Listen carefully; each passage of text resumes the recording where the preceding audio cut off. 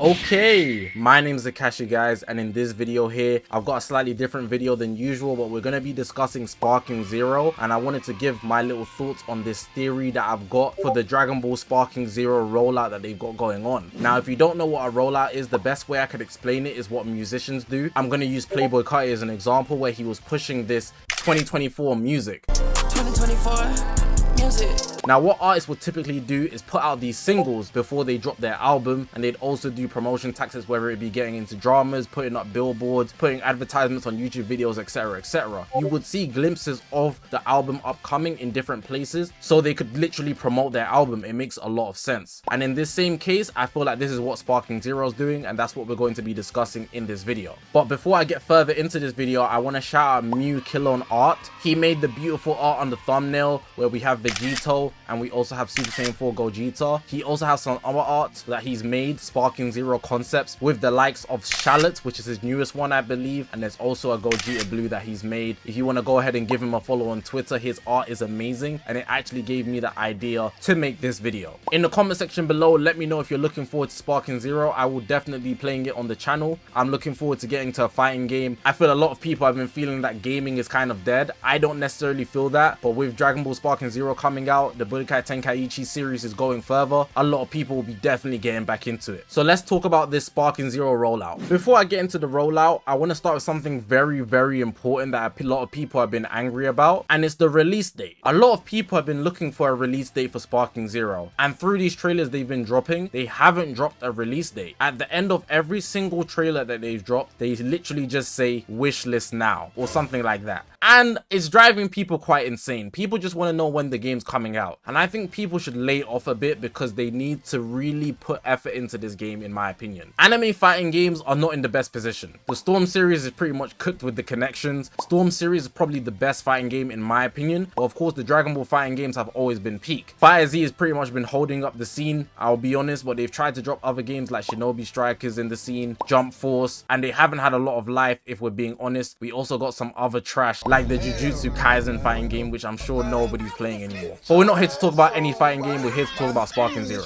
There's definitely good reasons why they haven't dropped the release date, and I think one of it is just due to further development. I'm sure you guys have seen the fact that Goku in one of the trailers was literally bald. His hair was not on his head, and for bugs like that, imagine you got the game super early, or at least when a lot of people complaining in the community would have liked to get it, but they haven't finished up polishing the game's not going to come out good, and a lot of people complain. So at the end of the day, I think we should just let them cook. But outside of that, I think there's other reasons, which is what I wanted to talk about in this video. So at the start of this video, I mentioned Rollout, and I used Playboi Carti as an example with the music that he's dropping to lead towards an album. In this case, we're dealing with a game, and what they're doing is dropping trailers to build up the hype. Now, in my thumbnail, I used Mew Killon's art as an example for what a rollout could include, and it's literally just a mock-up of something that they've already been doing. At this point in time, they've dropped 3 trailers. They've dropped the Master and Apprentice trailer, which is the most recent one. We saw the likes of Trunks and Future Gohan and some others. They dropped the Power and Speed trailer, where they showed different type of fighters that fit different categories. For example, Broly being in the power section and Dispo being in the speed section. And then they also dropped the Rivals trailer, where we saw Goku and Vegeta in their various forms throughout Dragon Ball, literally transforming and fighting against each other.